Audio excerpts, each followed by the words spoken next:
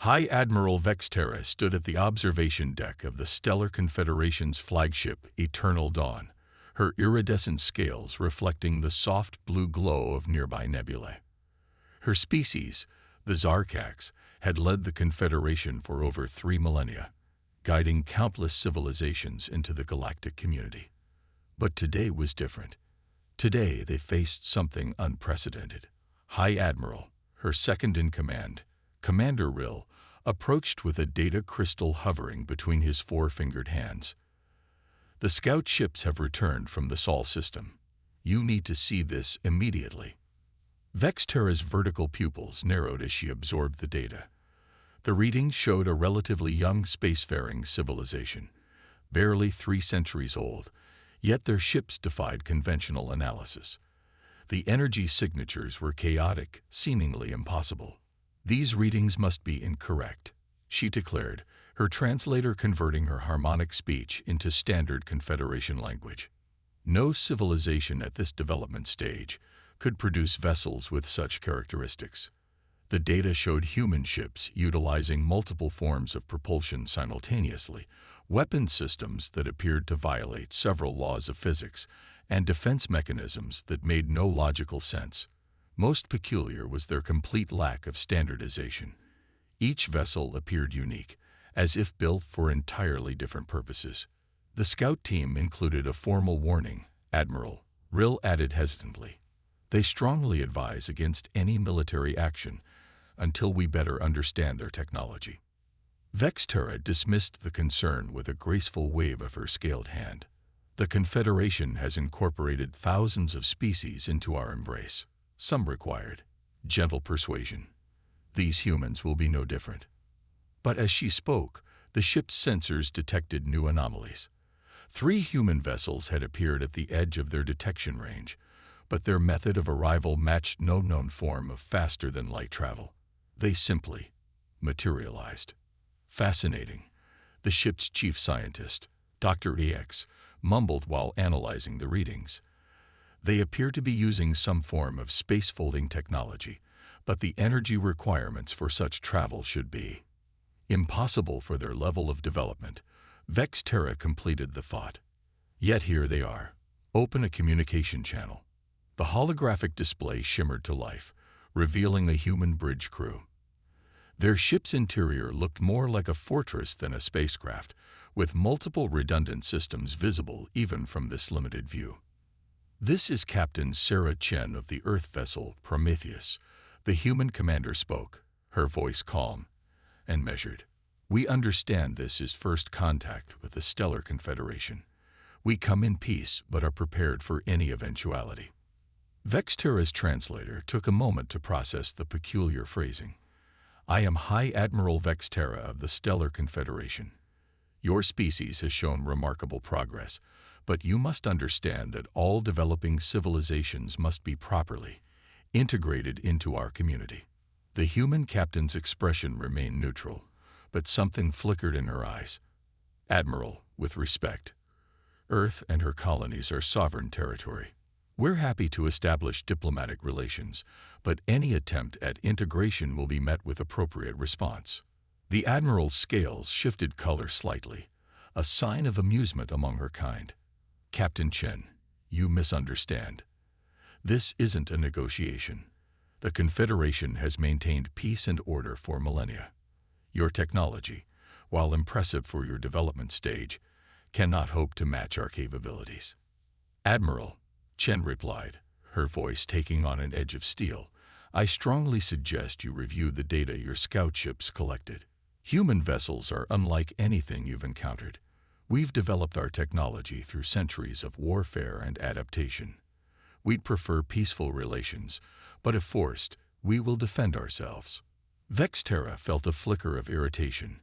No newly discovered species had ever dared to be so direct. "Commander Rill, initiate standard containment protocols. Let's show these humans how a truly advanced civilization conducts warfare." As the transmission ended, Captain Chen's final words echoed through the bridge. "Admiral, you've been warned. Remember this moment."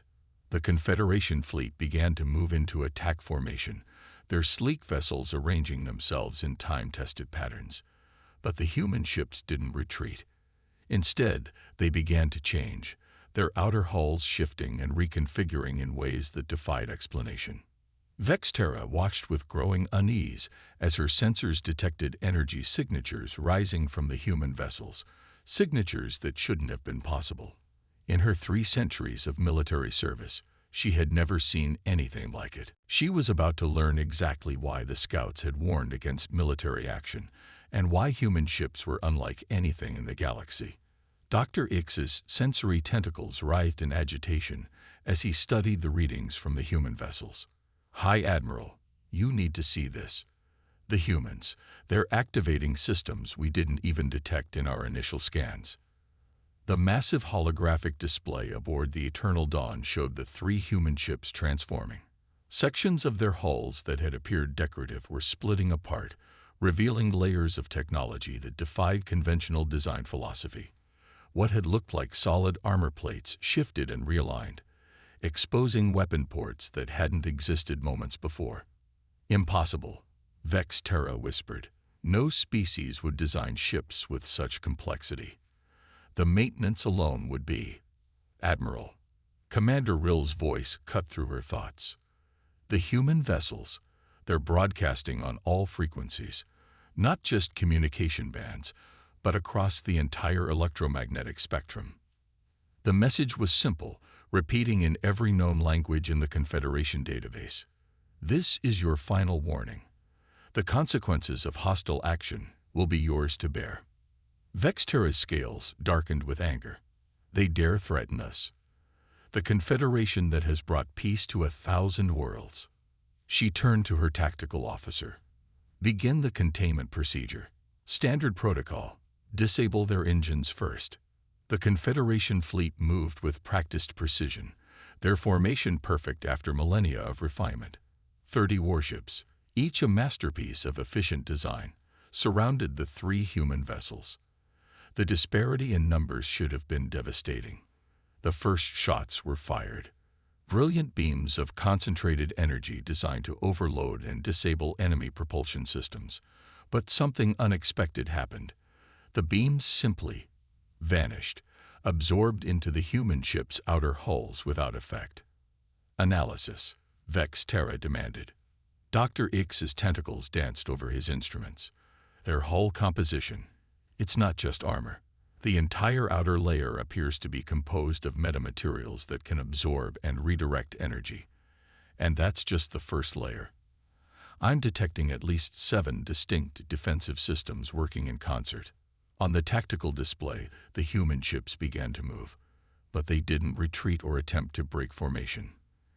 Instead, each vessel shifted position in ways that should have been impossible, maneuvering with a precision that made the Confederation's carefully practiced formations look clumsy by comparison.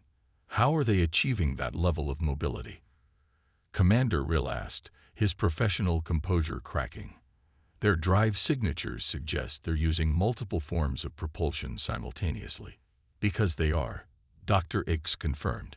"I'm detecting conventional fusion drives, gravity manipulation systems, and something that appears to be localized space-time distortion, all operating in perfect synchronization. It's as if they solved the energy requirements by simply ignoring them altogether." Captain Chen's voice came through again, still eerily calm. "Admiral Vexterra, we're detecting targeting locks from your fleet. I want you to understand what you're facing. Humanity developed its technology through centuries of conflict. We learned that standardization means predictability, and predictability gets people killed. Every human ship is unique, every system has redundancies, and every weapon is designed to adapt." As if to demonstrate her point, the human vessels began cycling through different energy signatures. Each ship was generating power outputs that rivaled a small star, but through completely different means. One appeared to be harnessing vacuum energy. Another was utilizing what looked like controlled microscopic black holes. And the third was doing something that made Dr. X's instruments simply give up and display error messages. "They're not just ships," Dr. X realized aloud. "They're mobile research stations, weapons platforms, and survival systems all in one. The complexity, the redundancy. It's not inefficiency. It's evolution. Commander Rill finished. Every system developed to solve a specific problem, then kept and improved upon, rather than streamlined away. Vexterra felt the first real stirring of doubt. The scout ship's warning suddenly seemed less like overcaution and more like desperate attempts to prevent a catastrophe. But she had already committed her fleet. To back down now would damage the Confederation's authority throughout the galaxy. "Commence full attack pattern," she ordered, her voice harder than she felt. All ships, simultaneous strike, overwhelmed their defenses with volume of fire. As the Confederation fleet opened fire with their full arsenal, Captain Chen's voice came through one final time. "Remember, Admiral, you chose this." The human ships began to move, and the true nature of humanity's military technology was about to be revealed to the galaxy. The hidden arsenal was about to be unleashed, and the Confederation was about to learn why countless species had added warnings about human vessels to their databases, warnings that, like so many before them, they had chosen to ignore. The void erupted with energy as the Confederation fleet unleashed its full might. 30 warships firing in perfect synchronization, their weapons representing the pinnacle of 3 millennia of refined military technology. The combined firepower could have cracked a small moon. The human ships didn't dodge. They didn't have to. The first wave of attacks simply ceased to exist roughly 10 meters from the human vessel's hulls. Not deflected, not absorbed. The energy simply vanished into what Dr. X's instruments identified as localized regions of altered spacetime. "They're creating defensive micro-universes," Dr. X announced, his voice trembling with both fear and scientific excitement. "Each attack is being shunted into its own pocket dimension. The energy expenditure for such technology should be impossible." Vexterra finished, watching as her fleet's most powerful weapons were casually dismissed by physics-defying defense systems. "All ships, switch to graviton weapons. Let's see them create pocket universes around gravity itself." The Confederation ships adjusted their attack pattern, charging their graviton projectors, weapons designed to crush enemy vessels with artificially generated gravitational fields. But before they could fire, the human ships moved. The Prometheus, Captain Chen's vessel, suddenly split into 3 distinct sections, each operating independently yet somehow still connected by streams of energy that defied analysis. The other 2 human ships underwent similar transformations, their hulls flowing like liquid metal into new configurations. By the first stars, Commander Rill breathed. Their ships aren't just equipped with multiple systems, they can physically reconfigure themselves mid-battle. The human counterattack began with surgical precision. The Prometheus's 3 sections targeted different Confederation vessels simultaneously, each using a different weapon system. One fired what appeared to be concentrated streams of exotic matter. Another launched what Dr. X identified as weaponized quantum entanglement fields, and the third simply pointed at its target and created a temporary black hole. 5 Confederation ships were disabled in the first exchange, not destroyed. The humans were being remarkably precise in targeting only critical systems while avoiding crew compartments. Each disabled vessel reported the same thing. All primary systems had been shut down by weapons that seemingly ignored their most advanced shields. "How?" Vexterra demanded. "How are they predicting our shield frequencies? Our defensive patterns are randomly generated by quantum computers." "They're not predicting them," Dr. X realized, his tentacles twisting into knots of agitation. "Their weapons are designed to work regardless of shield configuration. Look at this. Each attack uses multiple phases of matter simultaneously. If one phase is blocked, another gets through. It's beautiful in its brutality." The battle, if it could even be called that, continued with methodical efficiency. The human ships moved in ways that violated every known law of space combat, their reconfigurable forms allowing them to attack from angles that should have been impossible. Each strike disabled another Confederation vessel, and each disabled ship provided more data about humanity's impossible technology. They're not even using the same weapon twice, Commander Rill noted with professional appreciation. It's like they're demonstrating different ways they could have ended this at any time. A new transmission cut through the chaos, but this time it wasn't Captain Chen. "This is Dr. Emily Torres of the research vessel Archimedes," a different human voice announced. "We've collected sufficient data on your tactical responses and shield configurations. This data will be valuable for updating our combat simulations. Thank you for your participation." The casual nature of the message sent chills through Vexterra's scales. They weren't just fighting. They were studying, learning, adapting. Each exchange was being analyzed and cataloged for future reference. "Admiral," Captain Chen's voice returned, "your fleet is down to 15 operational vessels. Would you like to discuss surrender terms? We can have engineering teams ready to assist with repairs within the hour." Vexterra watched as another of her ships went dark, its systems disabled by what appeared to be a localized time dilation field. The humans weren't just winning. They were redefining what was possible in space combat. Each vessel was proving to be not just a warship, but a mobile laboratory of theoretical physics made practical through centuries of human innovation and warfare. "Status report," she demanded, though she already knew the answer. "Half the fleet disabled," Commander Rill reported. "No casualties, but our weapons are proving completely ineffective.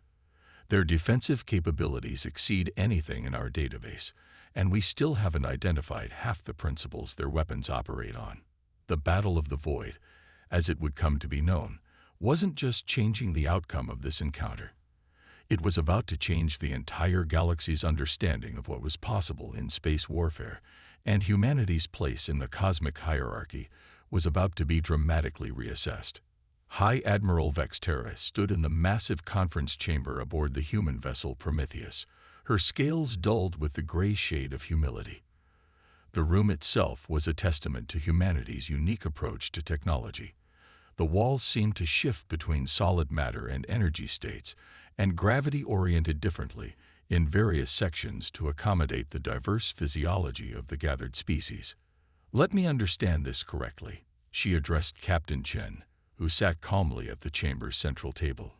"Your ship's ability to reconfigure themselves mid-battle, to generate localized physics anomalies, to create defensive micro-universes, these aren't even your most advanced technologies."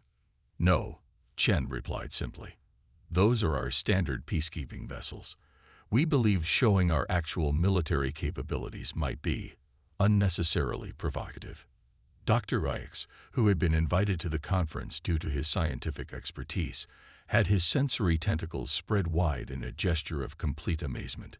He was studying readouts freely provided by the humans about their basic technology principles. "Your entire approach to technological development defies conventional logic," he said, multiple eyes blinking in sequence. "Where most species seek to perfect a single solution, you deliberately maintain multiple parallel technologies for the same function. It's beautifully inefficient." Dr. Torres, who had joined them from the Archimedes, smiled. "We learned early in our development that relying on any single system, no matter how perfect, creates vulnerability. Our ships can lose half their systems and still function because there's always another way to accomplish the same goal." Commander Rill, who had been quietly analyzing battle footage, looked up. "Each of your vessels could have ended the battle in moments. You deliberately prolonged the engagement. Why?" "Two reasons," Chen responded. "First, to demonstrate our capabilities in a way that wouldn't be dismissed as luck or a single superior weapon. Second, to gather data on your tactical responses and technology. Every engagement is an opportunity to learn and adapt." The conference room's displays showed recordings of the battle from multiple perspectives. Vexterra watched as her mighty fleet was systematically disabled by weapons that shouldn't exist, defended against by physics that shouldn't be possible. "Your ships," she began, choosing her words carefully. "They're not just weapons platforms, are they? They're more like mobile research stations that happen to be armed." "Precisely," Dr. Torres confirmed. Every human vessel is equipped to study and analyze any phenomenon it encounters. Our weapons and defensive systems were largely developed by analyzing natural space phenomena and finding ways to replicate them. Those micro-universe defenses, we discovered that principle by studying how certain space anomalies absorbed energy. A holographic display activated in the center of the room, showing the internal structure of a standard human vessel. The complexity was staggering. Systems within systems, redundancies layered upon redundancies, and technology that seemed to operate on multiple physical principles simultaneously. But the maintenance requirements, Commander Rill protested. The energy costs alone should make such ships impossible to operate. That's because you're thinking in terms of efficiency, Chen explained. We prioritize adaptability and survival over efficiency. Yes, our ships require more maintenance, more power, more crew, but they can also handle virtually any situation they encounter. Dr. Aches had moved to a different display, his tentacles dancing over the controls as he studied human power generation systems. You're not just using multiple power sources, he realized. You're using them in ways that should tear the ships apart. The only way this works is if, by the first stars, you're actively manipulating fundamental forces locally around each system. Of course, Dr. Torres replied, as if it were the most natural thing in the world. Standard practice in human engineering. If the laws of physics don't allow something we need, we create a localized region where different laws apply. Vexterra felt her understanding of the universe shifting. The Confederation had spent millennia perfecting their technology, refining it to peak efficiency. But humans had taken an entirely different approach, embracing complexity, redundancy, and apparently bending reality itself to serve their needs. Your ships, she said slowly, they're not just vessels. They're statements about your species' approach to the universe itself. You don't accept limitations. You don't seek perfect solutions. We adapt, Chen finished. Every human ship represents centuries of problem-solving. Each system added because at some point, someone needed it and found a way to make it work. We keep them all because we never know when we might need them again. The implications were staggering. The Confederation had approached space travel and warfare with the goal of finding the most efficient, elegant solutions. Humanity had instead chosen to master as many solutions as possible, creating vessels that could handle virtually any situation through sheer versatility. As the conference continued, Vexterra began to understand that this encounter hadn't just changed the balance of power in the galaxy. It had fundamentally challenged everything the Confederation thought they knew about technological development and warfare. The age of elegant, efficient warships was over. The era of human innovation had begun. 6 months after the Battle of the Void, the Grand Assembly Hall of the Stellar Confederation hummed with activity. Representatives from hundreds of species gathered to witness something unprecedented, the signing of what would become known as the Terra Accords. High Admiral Vexterra, once the embodiment of Confederation authority, now stood as a humble advocate for a new way of thinking. Our encounter with humanity, she addressed the assembly, her scales now showing the deep blue of wisdom gained through experience, wasn't just a military engagement. It was a lesson in the dangers of presumption and the benefits of diversity in thought. The massive display behind her showed a joint human Confederation engineering project. Where once sleek Confederation vessels had dominated space lanes, new ships incorporating both species' philosophies were taking shape. The elegant efficiency of Confederation design merged with humanity's embrace of redundancy and adaptability. Captain Chen, now serving as Earth's primary diplomatic representative, stepped forward. Humanity doesn't seek to replace Confederation technology, she explained, gesturing to the hybrid designs. We seek to complement it. Your efficiency combined with our adaptability. Your refinement enhanced by our innovation. Dr. Torres and Dr. Aches had become an unlikely but effective research team, their collaborative papers revolutionizing the galaxy's understanding of applied physics. They approached the central podium together. What we initially saw as wasteful complexity in human ships Dr. X explained, his tentacles moving in excitement, was actually a fundamental difference in approaching universal constants. Where we sought to work within natural laws, humans asked why those laws couldn't be locally adjusted. Dr. Torres nodded. And where humans sometimes brute-forced solutions through sheer redundancy, the Confederation's emphasis on efficiency has shown us ways to achieve the same results with more elegant implementations. Together, we're achieving things neither of our species could have managed alone. Commander Rill, now heading the Joint Military Exchange Program, brought up tactical displays showing the new hybrid fleet designs. These vessels represent the best of both approaches. They maintain human adaptability and redundancy, but incorporate Confederation efficiency where possible. They're unlike anything the galaxy has seen before. The assembly watched in amazement as one of the new hybrid ships demonstrated its capabilities. It possessed the sleek beauty of Confederation design, but could reconfigure itself like a human vessel. Its power systems utilized both species technologies, creating ships that were both more powerful and more reliable than either species could achieve alone.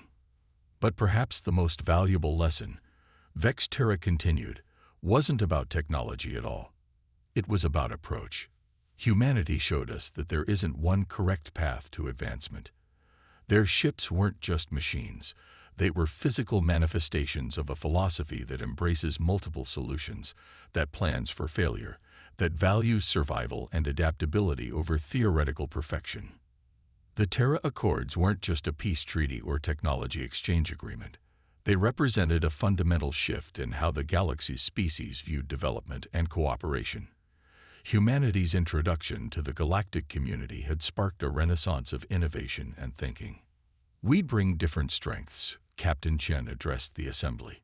"The Confederation brings millennia of refined knowledge, tested solutions, and proven methodologies.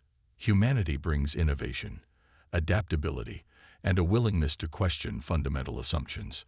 Together, we can achieve things neither of us imagined possible." As the Accords were signed, new designs were already being implemented throughout the galaxy. Ships that could reconfigure themselves while maintaining perfect efficiency. Defense systems that combined Confederation precision with human adaptability. Power systems that worked on multiple principles simultaneously, making them both more powerful and more reliable. But more importantly, a new understanding had taken root in the galaxy. The belief that true advancement comes not from finding the one perfect solution, but from embracing diverse approaches and learning from different perspectives. The human ships that had so confused and frustrated the Confederation had become symbols of this new philosophy. Dr. X, in his closing remarks to the assembly, perhaps summed it up best. "We sought to perfect the known. Humanity taught us to explore the impossible. Together, we'll make the impossible perfect." As the ceremony concluded, ships of both species patrolled together, their different designs no longer a source of conflict, but a testament to the strength found in diversity. The galaxy had entered a new era, one where the phrase "human ships are unlike anything you've encountered" was no longer a warning, but a promise of possibilities yet to come.